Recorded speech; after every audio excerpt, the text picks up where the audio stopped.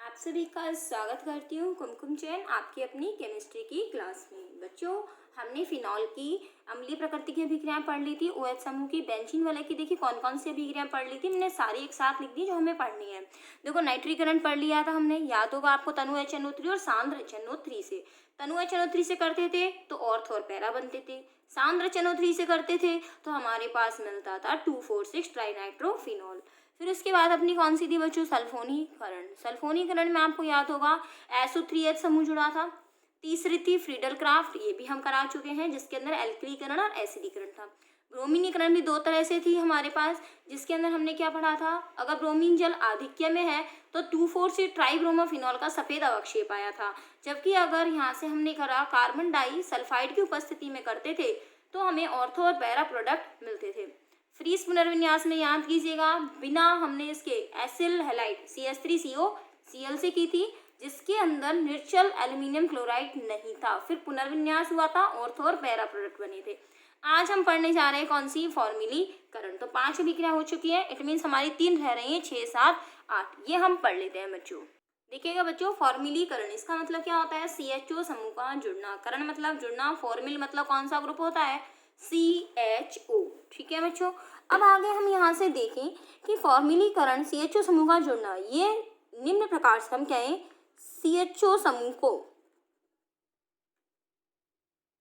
Benzene वलय में, साथ साथ लिख सकते हैं आप, CHO समूह को बेंजीन वलय में निम्न प्रकार से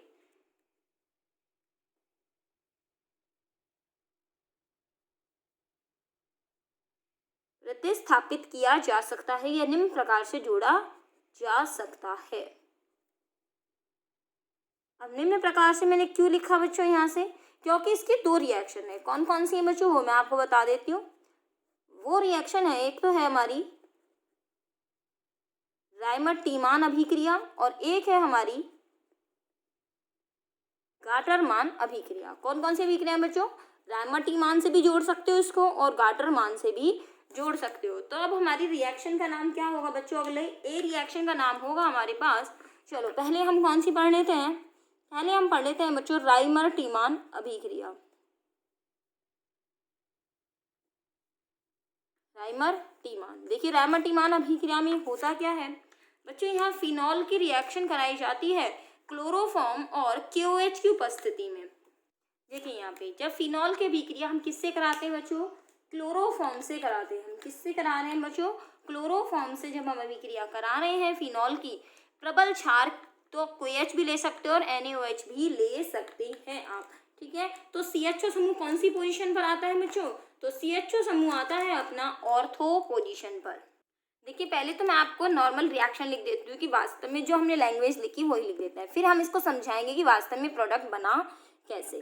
तो बच्चों सबसे पहले मैंने क्या लिख दिया यहाँ से, फिनॉल। रिएक्शन किसकी उपस्थिति में हुई, क्लोरोफॉर्म और KOH की उपस्थिति में। ठीक है, प्रोडक्ट में वो क्या कह रहा है, क्या बनेगा यहाँ से ऑर्थो पोजीशन कौन सी, ये वाली, यहाँ क्या जुड़ जाएगा, CHO, साथ में क्या आ जाएगा, KCl और क्या आ जाएगा, H2। लेकिन ऐसे तो याद नहीं होती ना अभिक्रिया, थोड़ी सी मैकेनिज्म हम समझ लें तो हमको यहाँ रिएक्शन याद करना आसान हो जाएगा। देखिए कैसे होती है, हालांकि मैकेनिज्म जो आपको मैं बता रही हूँ वो आपको एग्जाम में नहीं लिखनी है, फिर भी हमें पता कैसे चले। बच्चों ये देखो यहाँ पर क्या होता है अपना CHCl3, पेपर में क्या लिखना है, पेपर में इसको लिखना है, क्लोरोफॉर्म और KOH की उपस्थिति में क्या होता है, ऑर्थो समूह पे क्या आता है, CHO। ठीक है, अब यहाँ से क्या होता है, KOH है यहाँ से। अब ये जो OH आयन है ना बच्चों, KOH क्या है, प्रबल क्षार, क्षार है तो क्या देता है, ये OH आयन देता है। अब ये OH और ये H, ये OH और ये H मिलके क्या बाहर निकाल देगा, H2O। अर्थात यहाँ से क्या होता है बच्चों, ये क्लोरीन अधिक विद्युत ऋणता होने के कारण यहाँ इलेक्ट्रॉन खींचता है, इस वजह से ये इलेक्ट्रॉन कौन खींच लेता है, कार्बन खींच लेता है, और यहाँ से ये H क्या हो जाता है बाहर। तो H और OH मिलके क्या बना देते हैं बच्चों, H2O। और यहाँ से ये Cl बाहर निकाल दिया तो क्या बाहर निकल गया, Cl माइनस, बच क्या है, क्या, एक कार्बन और 2 Cl, ये तो बचा एक कार्बन और 2 Cl। और ये वाली जो इलेक्ट्रॉन है वो देखो ये भी इसी के पास आ गए। अर्थात यहाँ पर ये इलेक्ट्रॉन क्या आ गए, फ्री आ गए। और ये जो आपने देख रहे हैं इसको हम क्या कहते हैं, इसको कहते हैं हम डाई क्लोरोकार्बीन।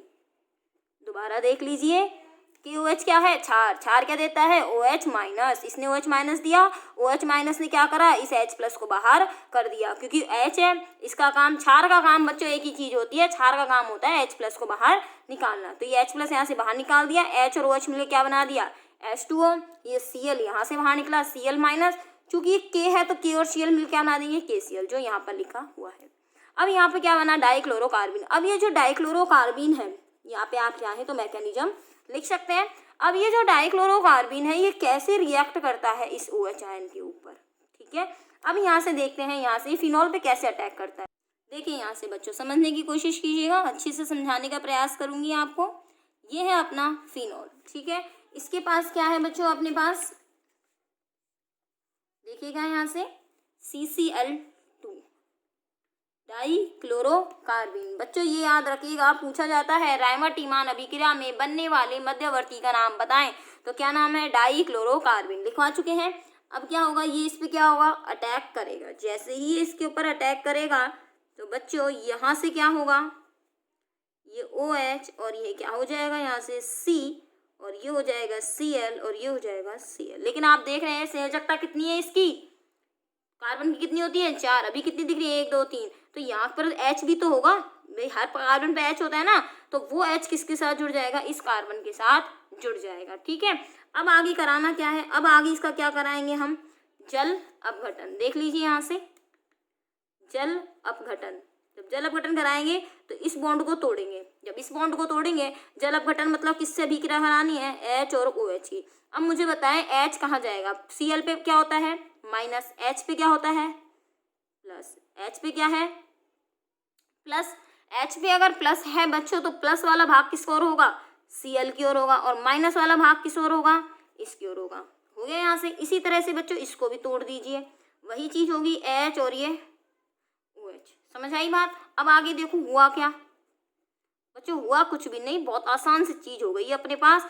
ये HCl दिख रहा है आपको, क्या बाहर होता हुआ दिख रहा है, ये देखो, ये तो HCl होता हुआ बाहर दिख गया, और यहाँ पे ये HCl होता हुआ बाहर दिख गया HCl बाहर। इट मीन्स बाहर क्या निकल गया, जब बाहर निकल जाती कोई चीज तो हम ऐसे लिख देते हैं माइनस HCl, ठीक है। लेकिन इस कार्बन पे क्या जुड़ा हुआ रह गया, इस कार्बन से एक OH और दूसरे पर OH। तो ये देखो जुड़े रह गए 2 OH, और एक कार्बन पर, और H तो है ही इसके पास, और एक कार्बन पर 2 OH कभी भी नहीं टिकते। भाई एक म्यान में 2 तलवार रह सकती है क्या, नहीं रह सकती ना। तो एक कार्बन के पास 2 OH कभी नहीं टिकते, और पानी बन के क्या हो जाता है, बाहर निकल जाता है। और जो प्रोडक्ट बना बच्चों वही अपना बन गया, और यही प्रोडक्ट आप देख लीजिए अपनी अपनी कॉपीज में, हमने यही बनाया है, बनाया या नहीं बनाया। देखो अब अगर मैकेनिज्म से ध्यान रखते हो तो आसानी से ध्यान रखा जा सकता है कि इस पोजीशन पर क्या जुड़ता है, CHO जुड़ता है, ठीक है। इसका बच्चों नाम है, अब ये एल्डिहाइड है कि नहीं है, अगर मैं इसका पूरा एक नाम बताऊं तो इसका नाम है बच्चों सैलिसैल्डिहाइड। क्या नाम है बच्चों इसका, सैलिसैल्डिहाइड। ऑर्थो पोजीशन पर आ गया ना, ऑर्थो पोजीशन पे CHO आ गया। अगर ये COOH होता तो ये सैलिसिलिक अम्ल बन जाता। तो ये इसकी मैकेनिज्म है। देखो मेरी राय यही है कि आप मैकेनिज्म को उतार लो, एग्जाम में भले ही नहीं पूछी जाती, लेकिन रायमाटिमान अभिक्रिया में बनने वाले मध्यवर्ती का नाम क्या है, इस क्वेश्चन को लिख लीजिए। बच्चों यहाँ पे क्वेश्चन बनता है आपका, मैंने सीधा क्वेश्चन नोट करवा दिया है, आंसर लिख लीजिए यहाँ से अपना CCl2, ठीक है। नाम क्या है,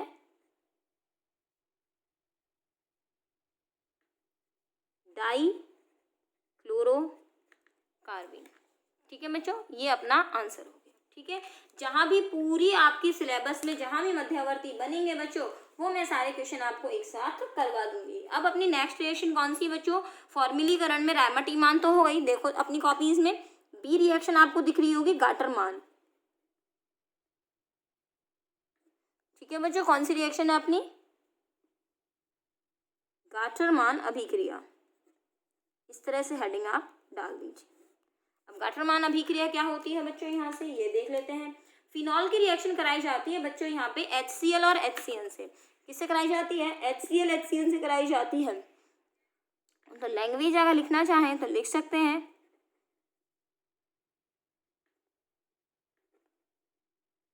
फिनॉल की क्रिया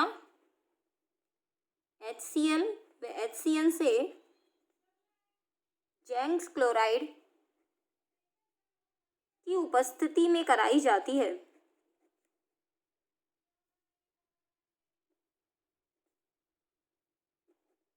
ठीक है बच्चों, फिर इसके बाद क्या होता है, यहाँ से एल्डिमिन प्राप्त होता है और एल्डिमिन के जल अपघटन से प्राप्त मध्यवर्ती के जल अपघटन से पैरा उत्पाद प्राप्त होता है।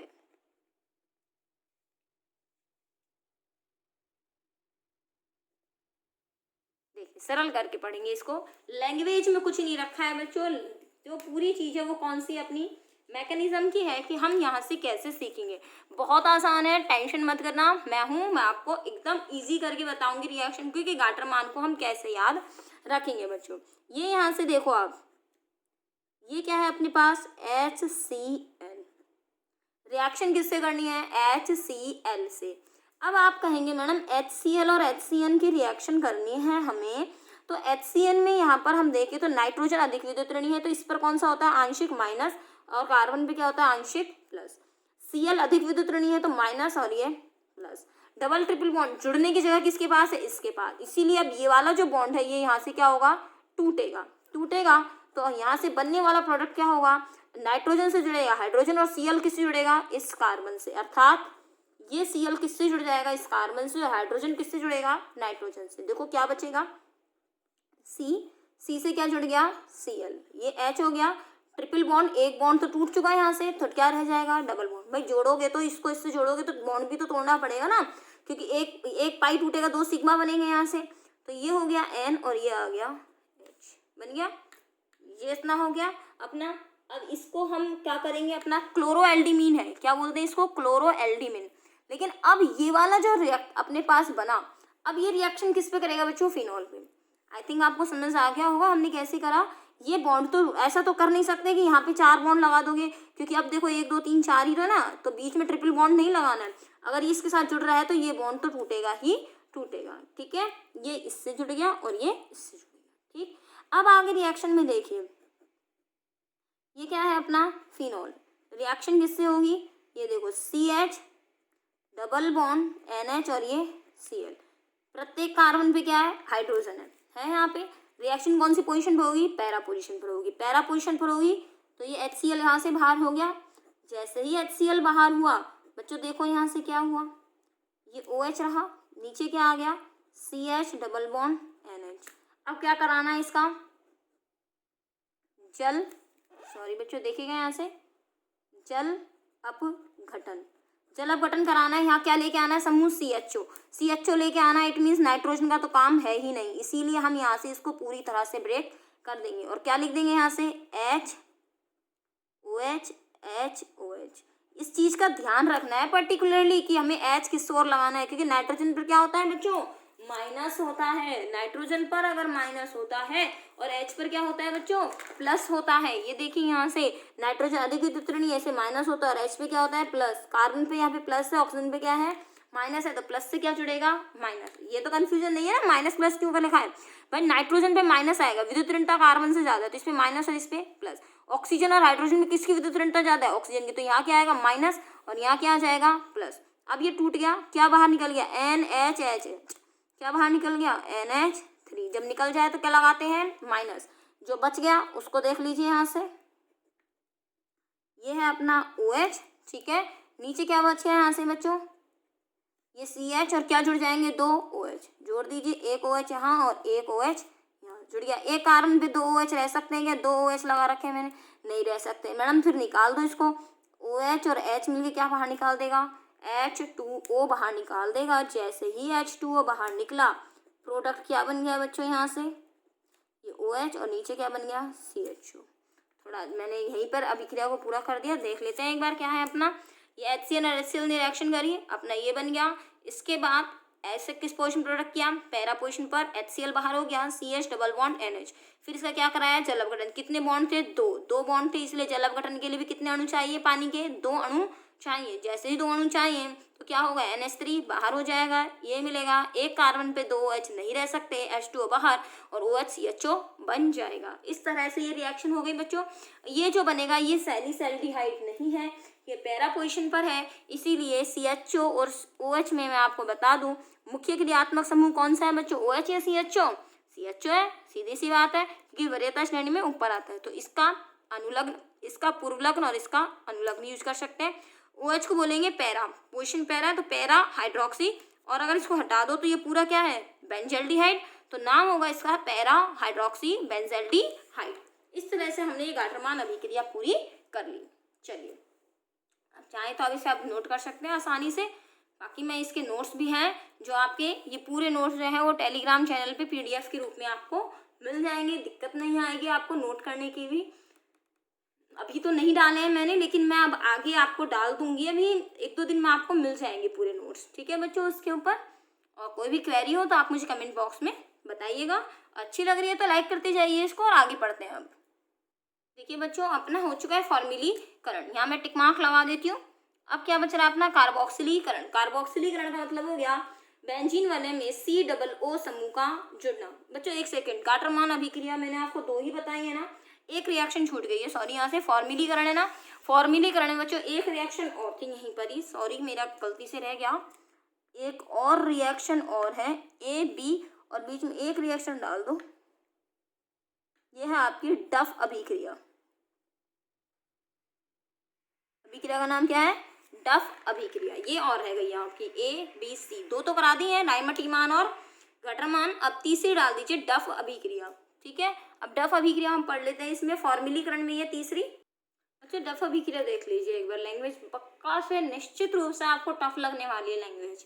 फिनॉल की अभिक्रिया हेक्सामेथिल टेट्रामीन बोरिक अम्ल के साथ कराते हैं तो ग्लिसरॉल की उपस्थिति में कराते हैं तो सैलिसैल्डिहाइड करते हैं, ठीक है। साथ ये कराते हैं, हटा देना, के साथ ग्लिसरॉल की उपस्थिति में कराते हैं तो सैलिसैल्डिहाइड बनता है। चलिए कोशिश करूंगी कि आपको यहाँ से मैं कुछ सही से समझा पाऊँ। बाकी मैकेनिज्म तो यहाँ मेरे पास भी नहीं है डफ अभिक्रिया की बच्चों, लेकिन मैं आपको सरल करने की कोशिश जरूर करूंगी डफ अभिक्रिया को। हालांकि अब तक पेपर में नहीं आई है ये रिएक्शन। देखें यहाँ से, ये क्या लिया बच्चों हमने, फिनॉल, कोई दिक्कत नहीं है। फिनॉल की रिएक्शन मेरे को किससे करानी है, हेक्सामेथिल टेट्रामीन। मैथिल मतलब क्या होता है, वैसे ये हेक्सामेथिल नहीं है, हेक्सामेथिलीन होना चाहिए ये, ठीक है। मैथिल है, कार्बन है, एक मैथिल मतलब एक कार्बन है, हेक्सा मतलब 6, हो गया कि नहीं हो गया। अब यहाँ से क्या होगा CH2, वैसे हेक्सामेथिल नहीं है ये, मैथिलीन कर लीजिएगा, ज़्यादा अच्छा रहेगा, हेक्सामेथिलीन, ठीक है। ये हो गया अपना। टेट्रा मतलब 4, एमीन मतलब नाइट्रोजन, NH4 नहीं आएगा, केवल क्या आएगा N4 आएगा, तो ये हुआ हेक्सामेथिलीन टेट्रा एमीन। बोरिक अम्ल का सूत्र क्या होता है, H3BO3, ठीक है। अब जब रिएक्शन कराते हैं किसकी उपस्थिति में करानी है बच्चों, ग्लिसरॉल की उपस्थिति में। तो बच्चों प्रोडक्ट क्या बनने वाला है, देखें हम यहाँ से, तो यहाँ पे आपकी बुक में देखो ये चीज़ लिखी हुई है डायरेक्ट। अभी मैं एक बार लिख रही हूँ, थोड़ा सा पेशेंस रखिएगा, धैर्य रखिएगा, तो आपको पूरी तरह से समझाऊंगी। ये हमने लिख दिया, ये जो बीच का मध्यवर्ती बन रहा है, ये जो मध्यवर्ती बन रहा है हेक्सामेथिलीन टेट्रामीन की अगर स्ट्रक्चर हम देख लें बच्चों तो हमारा काम थोड़ा सा आसान हो सकता है। देखिए हेक्सामेथिलीन टेट्रामीन की स्ट्रक्चर के साथ हम इसको देखते हैं। देखिएगा बच्चों, हेक्सामेथिलीन टेट्रामीन का जो स्ट्रक्चर होता है बच्चों कुछ इस तरह से होता है। ये हमने बेंजीन में वाला क्या टाइप में लिखा, NCC, और ये बीच में लगा दिया N, ठीक है। ये स्ट्रक्चर होता है आपका हेक्सामेथिलीन टेट्रामीन, अर्थात कार्बन तो कितने 6, 1 2 3 4 5 6, और नाइट्रोजन कितने हैं अपने पास 4, पूरे कर दीजिए आप इसके। अब आप इसके अंदर देखें, अगर हमारे पास कार्बन कितने हैं 6 हैं और नाइट्रोजन 4 है हमारे पास, तो प्रोडक्ट क्या बन सकता है हमारे पास। ये देखिए यहाँ से नाइट्रोजन, देखो ये CH2, इसको 3 भागों में तोड़ लो बच्चों, CH2 ये जो है अपने पास carbon carbon, 2 carbon 1 nitrogen, 2 carbon 1 nitrogen, 2 carbon 1 nitrogen. ठीक है, तो यहाँ पे इससे होगा क्या बच्चों, यहाँ से कि मतलब हमें जो एक प्रोडक्ट लेना है, ये देखो 2 कार्बन 1 नाइट्रोजन को उठा लिया हमने, इसी तरह से हमने यहाँ से लिया 2 कार्बन 1 नाइट्रोजन, इसी तरह से 2 कार्बन 1 नाइट्रोजन, और जो 1 नाइट्रोजन मिली हुई है, अगर एक और मॉलिक्यूल हम हेक्सामेथिलीन टेट्रामीन का ले लें तो वो नाइट्रोजन नाइट्रोजन मिलके N2 बाहर निकाल देती है। ठीक है, इससे ज़्यादा फर्क नहीं पड़ना है। तो बॉन्डिंग कुछ इस तरह से टूटती है कि एक नाइट्रोजन से कितने कार्बन होते हैं यहाँ पे, 2। अब नाइट्रोजन की संयोजकता कितनी होती है, 3। तो या तो डबल बॉन्ड यहाँ आएगा या फिर डबल बॉन्ड यहाँ, एक ही जगह आएगा। अब इसकी संयोजकता पूरी कर दो, CH3, और यहाँ क्या आएगा, CH2, यही आएगा। बस अब इसको उठाकर ही किस पे जोड़ दिया गया है, बेंजीन वलय पर जोड़ दिया गया है। देखिए यहाँ से किस तरह से जुड़ता है बच्चों, यहाँ से आगे देखिए, यहाँ से ये अपने पास क्या है, फिनॉल है, CH2 double bond N CH3। ठीक है, अब रिएक्शन किसकी उपस्थिति में हो रही है, यहाँ पे ग्लिसरॉल और बोरिक अम्ल की उपस्थिति में यहाँ पर अभिक्रिया हो रही है। तो जैसे ही यहाँ से रिएक्शन होगी तो ये H यहाँ से बाहर निकलेगा, और जब ये H यहाँ से हटेगा तो ये सीधा अटैक किस पे करेगा, इस पे करेगा। थोड़ी मैकेनिज्म भी देखो, हमें थोड़ा सा ध्यान रखना, बस हम एक बार इतना ध्यान रख ले, हालांकि ये पूरा मैकेनिज्म नहीं है, मैंने अपनी तरफ से एक चीज़ सोची यहाँ पे कि हेक्सामेथिलीन टेट्रामीन ऐसा होता है अपने पास, 2 कार्बन और 1 नाइट्रोजन को हम लिखेंगे तो इस तरह से लिखा जा सकता है, और 2 कार्बन 1 नाइट्रोजन को अगर हम इसके साथ जोड़ दें तो बच्चों स्थिति क्या बनती है, यही बनती है। अगर ये चीज़ हमें ध्यान रह जाए तो इसके आगे का काम आसान है। कैसे आसान है, अब इसको क्या करिए, जल अपघटित करा दीजिए। जल अपघटित कराएंगे तो H और ये OH, H और ये OH, क्या बाहर निकल जाएगा, आप खुद देखिए। मुझे पता है ऊपर वाली चीज़ जो है वो समझ में आने वाली चीज़ नहीं है बच्चों, क्योंकि वहाँ पे मैकेनिज्म नहीं बताई गई है। आपको बस ये ध्यान रखना है कि इसको हमें कैसे लेकर आना है। एक कार्बन पर तो OH नहीं रह सकते, H2O बाहर हो जाता है, और क्या बन जाएगा यहाँ से, सैलिसैल्डिहाइड प्राप्त हो जाता है। मीन्स हमें ये वाली चीज़ देखनी है। आप इसको ध्यान कैसे रख लोगे कि यहाँ से ये जो हेक्सामेथिलीन टेट्रामीन बना है, इसमें अगर 2 कार्बन 1 नाइट्रोजन 2 कार्बन 1 नाइट्रोजन का पेयर बन जाए तो फिर अपना यही बनेगा, और 2 कार्बन और 1 नाइट्रोजन को आप इस तरह से जोड़ते हैं तो यहाँ से नाइट्रोजन 3 बंध से जुड़ता है, तो ये हो गया और ये हो गया CH3, और यहाँ जुड़ेगा CH2। तो देख लीजिए यहाँ से इतना था। अब इसका क्या करा दिया बच्चों, जल अपघटन। जैसे ही जल अपघटन कराया, यहाँ से क्या होगा H, यहाँ से क्या होगा OH, यहाँ से H और यहाँ से OH। क्यों, ये प्लस है ये माइनस है, सॉरी ये माइनस है और ये क्या है अपना प्लस है। इसी तरह से ये माइनस है तो ये H वाला प्लस और OH वाला माइनस। H और H का तो पता ही है आपको। फिर आप इसको देख लीजिए क्या बाहर निकल गया, CH3NH2। ये देखो ये CH3 है, N पे 2 हाइड्रोजन जुड़े तो क्या हो गया NH2। ठीक है, अब प्रोडक्ट क्या बना हमारे पास, ये कार्बन और ये इससे जुड़ गए 2 OH, H तो है ही इसके पास, 2 H2O बाहर निकल गए, और बाहर निकलते के साथ ही जो प्रोडक्ट बना हमारे पास वो क्या बन गया बच्चों, सैलिसैल्डिहाइड। इस तरह से अभी तक दफा बिक्री एग्जाम में नहीं आई है। अगर रिएक्शन याद नहीं होती है तो बच्चों आप छोड़ भी सकते हैं, एग्जाम के लिए इतनी भी इम्पोर्टेंट ये रिएक्शन नहीं है आपकी। फिर भी आप इसको कर तो लीजिए, एग्जाम में फिर भी अपना 1-2% चांस होता है कि आ जाए पेपर में, तो फिर अब आप इसको करना पड़ेगा यार। अगला है अपना कार्बोक्सिलीकरण। देखिए कार्बोक्सिलीकरण कैसे है अपना, नेक्स्ट रिएक्शन जो 7th रिएक्शन आपको लिखवाई गई थी, 7th रिएक्शन है अपनी कार्बोक्सिलीकरण। तो इसके बाद हमने 8 रिएक्शन लिखी है ना, तो 7th कौन सी है अपनी, कार्बोक्सिलीकरण। कार्बोक्सिलीकरण का मतलब होता है बच्चों कार्बोक्सी समूह का जुड़ना, इट मीन COO समूह का जुड़ना। कौन सा समूह जुड़ना, COO समूह का जुड़ना। ये भी बच्चों 2 प्रकार से है, एक तो है इसमें वही रैमर-टीमान अभिक्रिया, और दूसरी है यहाँ से अपने पास कोल्बे श्मिट अभिक्रिया। तो पहले तो यहाँ से बता दे 2 रिएक्शन कौन कौन सी हैं अपने पास, या तो कॉल्बे कह सकते हैं या इस रिएक्शन का नाम कह सकते हैं कॉल्बे श्मिट। और दूसरी कौन सी है? राइमर टीमान। आप कहोगे मैडम वो भी तो राइमर टीमान थी, पेपर मार्ज है तो क्या करना है? आप राइमर टीमान वो CHO ग्रुप वाली लिखना, ये वाली मत लिखना, ठीक है? गलत नहीं है, लेकिन राइमर टीमान बेसिकली वो CHO वाली जानी जाती है। राइमर टीमान अभिक्रिया कैसे है, कार्बोक्सिल समूह कैसे जुड़ता है, वहाँ तो CHO जुड़ता था, यहाँ तो CO समूह है। तो अभी देखते हैं बच्चों कैसे जुड़ेगा। तो पहला तो हेडिंग अपना है कॉल्बे श्मिट अभिक्रिया कैसे हम करेंगे। चलिए हेडिंग डाल दीजिए, इसमें डाल दीजिए हेडिंग A और इसकी हेडिंग डाल दीजिए B, ठीक है? अब करते हैं अब आगे कॉल्बे श्मिट अभिक्रिया। देखो बिना लैंग्वेज के कोशिश करूंगी डायरेक्ट समझाने की आपको। सबसे पहले हमने क्या करना है, फिनॉल। फिनॉल की अभिक्रिया किससे कराओगे? NaOH से। चलो ये अम्ल है और ये क्या है? क्षार है। तो अम्ल और क्षार की अभिक्रिया कराते तो क्या बनता है बच्चों? लवण बनता है। NaOH एक क्षार है, क्षार क्या देता है? OH आयन देता है। और ये क्या है? अम्ल है तो अम्ल क्या देगा? H आयन देगा। अर्थात क्या बाहर निकल जाएगा? पानी बाहर निकल जाएगा। जो बचेगा बच्चों उसको हम क्या कहेंगे? Sodium phenoxide, ONA। ये हो गया अपना। हमेशा इनकी रिएक्शन करने पे क्या बाहर निकलता है? सोडियम फिनॉक्साइड बनता है। आप कहोगे मैडम यही है क्या? अरे ऐसे कैसे? अभी CO समूह थोड़ी जुड़ा है, हमें कौन सा समूह जोड़ना है? COO समूह। ये कार्बोक्सिलीकरण की अभिक्रिया है। अब कार्बोक्सिलीकरण की अभिक्रिया है, CO समूह जोड़ना है, तो रिएक्शन किससे होगी बच्चों? इसकी CO2 से होगी। हाई प्रेशर पर होगी, उच्च दाब पर होगी, ठीक है? उच्च दाब पर और हाई प्रेशर के साथ अभिक्रिया होती है। तो देखें यहाँ से कैसे अभिक्रिया होगी।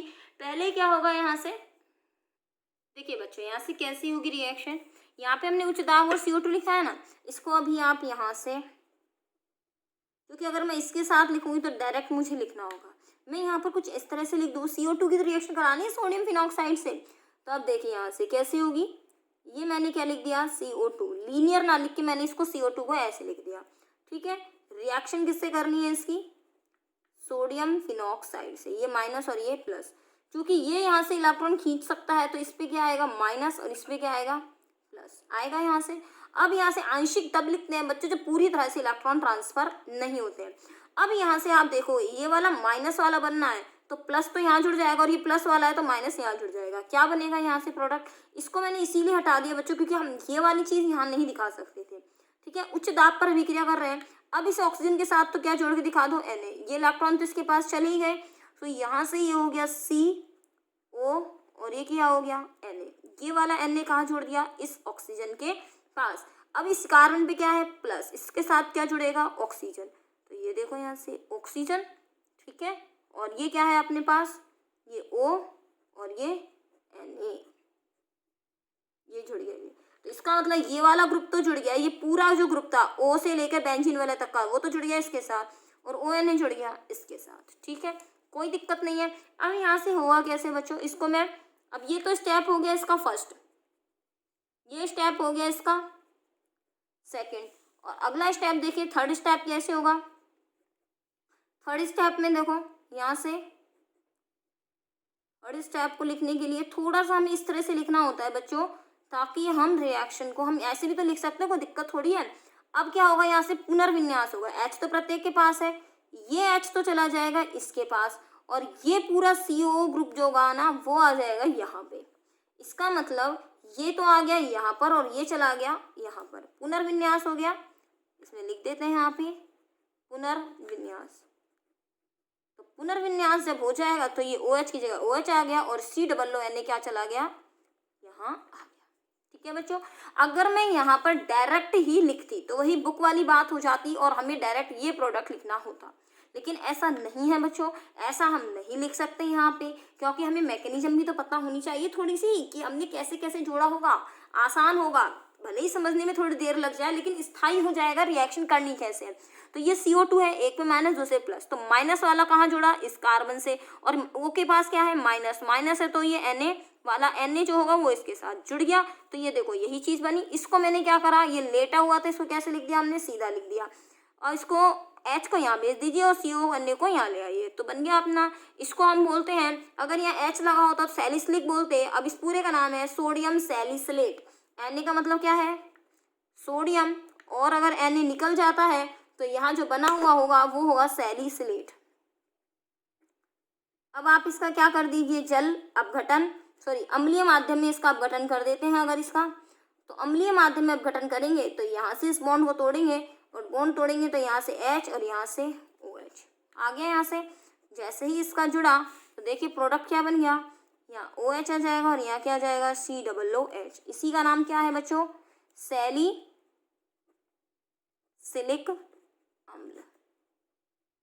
ठीक है, लैंग्वेज में अगर आप इसको लिखना चाहते हैं बच्चों तो लैंग्वेज में यही है कि फिनॉल की रिएक्शन NaOH से कराने पर सोडियम फिनॉक्साइड बनता है, जिसका CO2 से अभिक्रिया करने पर सोडियम सैलिसिलेट बनता है और अम्लीकरण से सैलिसिलिक अम्ल प्राप्त होता है। मैं लैंग्वेज पे इसलिए ध्यान नहीं देती क्योंकि ये तो डायरेक्ट हमें मिल जाती है बुक से, लेकिन हमारे पास जो मेन चीज़ बचती है वो है इसकी मैकेनिज्म कैसे है।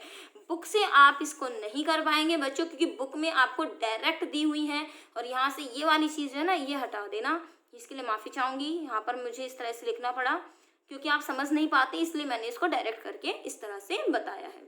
ठीक है, थोड़ा सा कठिन है लेकिन करके देखोगे तो हो जाएगा। तो ये हो गई अपनी कॉल्बे श्मिट अभिक्रिया। अब दूसरी कौन सी, रैमटिमान, जिसके द्वारा भी हम यहाँ CO समूह जोड़ सकते हैं।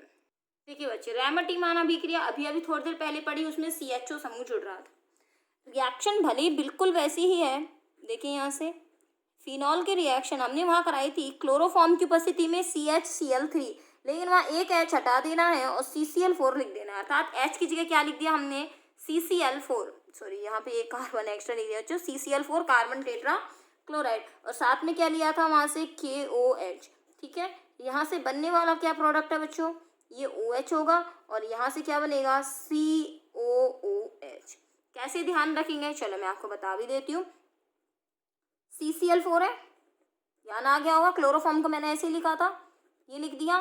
साथ में क्या होगा, यहाँ से KOH आयन होगा, भाई KOH ही तो होगा ना यहाँ से। तो ये जो KOH आयन जो होगा यहाँ से बच्चों, OH आयन क्या काम करेगा यहाँ से, ये Cl को क्या करेगा यहाँ से, OH आयन तो खैर कुछ नहीं करता है यहाँ से अपने पास, ये CCl क्या करेगा यहाँ से, ये CCl यहाँ से निकला, क्लोराइड आयन वहाँ से भी निकाला था हमने, क्लोराइड आयन जैसे ही निकला है यहाँ से, क्यों निकला, क्योंकि K बैठा है, और K निकलेगा तो ये दोनों मिलके क्या बना देते हैं, KCl, अर्थात इसका K और इसका Cl मिलके बना देता है KCl। याद होगा वहाँ पे क्या बन रहा था हमारे पास, CCl2 बन रहा था, और यहाँ क्या बनेगा, CCl3 बन गया यहाँ से CCl3। अब ये जो CCl3 यहाँ से बना है बच्चों, ये एक क्लोरीन तो निकल गया, क्लोरीन जैसे ही निकला तो कार्बन पे क्या आएगा, प्लस, माइनस नहीं आएगा, इलेक्ट्रॉन इस नहीं हो गया एक तरह से यहाँ से। अब ये जो CCl3 है वो किस पर अटैक करेगा, बेंजीन वलय पर अटैक करेगा। देखो बेंजीन वलय पर अटैक करता है तो कैसे होगा, यहाँ से यही बेंजीन वलय है, CCl3 माइनस, यहाँ से क्या है अपना H, सॉरी माइनस नहीं प्लस, फिर इसके बाद क्या होगा, यहाँ से H को हटाएगा, यही होगा, ये C है, ये Cl है, ये Cl है, और ये क्या है अपना एक और Cl है, और ये क्या हो गया अपना OH हो गया। ठीक है, अब आप कहोगे मैडम यहाँ से प्रोडक्ट कैसे बने, यहाँ से तो H भी लगा हुआ था, वो कहाँ चला गया। अच्छा, यहाँ से जो H लगा हुआ है ना, ये जो OH आयन देख रहे थे ना, ये OH आयन जो होता है वो इस H को हटाने का काम करता है और H2O लेके बाहर हो जाता है, इसीलिए केवल 4 संयुक्ता तो पूरी हो गई ना। अब इसके बाद हुआ क्या बच्चों, यहाँ से इसका करा दीजिए जल अपघटन, HOH, इसी तरह से यहाँ से आप कराओगे तो HOH, HOH निकल गया। अब यहाँ से क्या होगा, HCl बाहर, ये HCl बाहर और ये HCl बाहर, अर्थात एक कार्बन पे कितने OH आ गए, 3 OH आ गए। ये देखो COH हो गया, तो ये H2O बाहर निकल जाएगा। जब एक कार्बन पे 2 ही OH नहीं रह सकते तो इस कार्बन पे 3 OH कैसे रह जाएंगे बच्चों, तो यही तो बाहर निकाल दो। ये देखो ये बाहर निकल गया H2O, H2O जैसे ही बाहर निकला प्रोडक्ट क्या बन गया बच्चों, ये OH, और यहाँ क्या हो गया COOH। बना कि नहीं बना, देखो प्रोडक्ट यही तो दिखाया था हमने यहाँ से। तो ये OH आयन तो इस H को निकालने के बाहर करता है, CCl4 में से एक Cl निकल जाता है, CCl3 बचता है, और ये CCl3 बचता है ना यहाँ से, यही आगे काम करने लगता है। तो कहने का मतलब है ये मैकेनिज्म याद करने मत बैठ जाना, डायरेक्ट यहाँ प्रोडक्ट बनेगा यहाँ से। ठीक है, मैकेनिज्म याद करने मत बैठना बच्चों यहाँ से। ठीक है, क्योंकि अपना आंसर ये है, अगर CHCl3 आ जाए तो CHOCCl4 आ जाए तो COOH। ठीक है, तो यहाँ से हो गई अपनी रायमर्ट-टीमान अभिक्रिया। आपको ये वाली नीचे वाली चीज नोट नहीं करनी है, केवल इसको नोट करना है। और इसका नाम क्या है बच्चों? सैलिसिलिक अम्ल। जितने भी नाम आपको बताती हूँ इनको छोड़ना नहीं है। अगर CHO था तो सैलिसल्डिहाइड था, और अगर COOH है तो क्या है? ये सैलिसिलिक अम्ल है। अब अपनी रिएक्शन है 8वीं, हाइड्रोजनीकरण, जो अपनी रह गई थी बच्चों, है ना। 8वीं रिएक्शन रह गई ना अपनी।